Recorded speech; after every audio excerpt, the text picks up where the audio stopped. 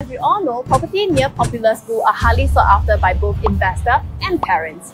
Parents go to great lengths to secure a place in a good school by either renting or paying top dollars for nearby properties. Are you looking for property within 1 to 2 km from the primary school of your choice? Come join us today as our team member Jacqueline, mother of two, share with you her personal experience and some tips of what you should look out for. Watch till the end as we share with you a list of property that are within 1 to 2 km from reputable schools. Hello Jacqueline, so could you tell our viewers more on your P1 registration journey for your eldest daughter? So before I sold my house in 2016, I have already shortlisted a few primary schools. So the first criteria was that the new address has to be within 1 km of the school itself, because I know that this will give me an advantage when it comes to the balloting stage. So with that in mind, my husband and I went on our house hunting process, and we managed to secure our current EC, and our daughter also got into the primary school as well.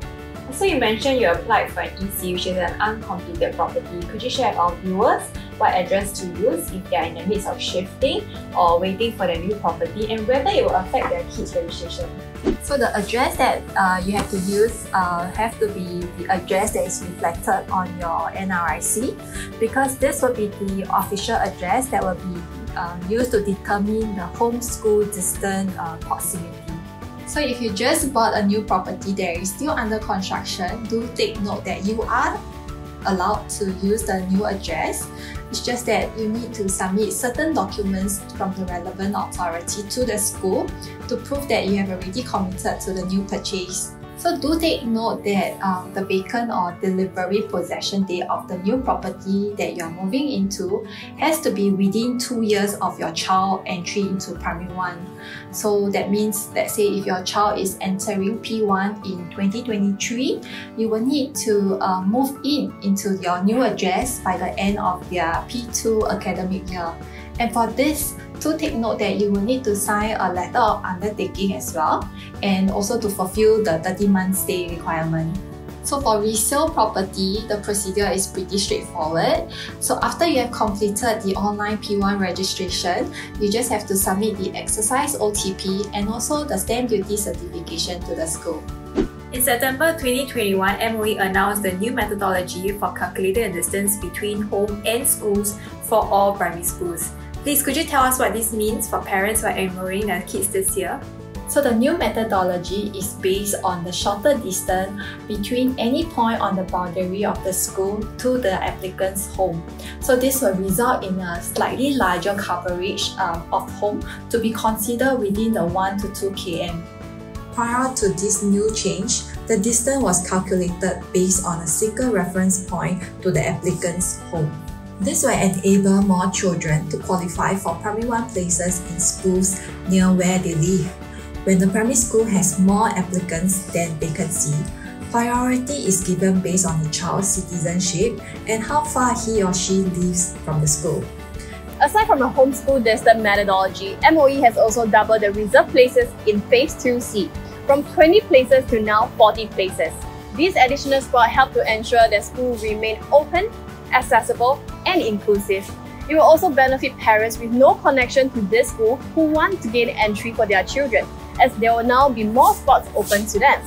Any words of advice for our viewers who are planning for their P1 kids registration?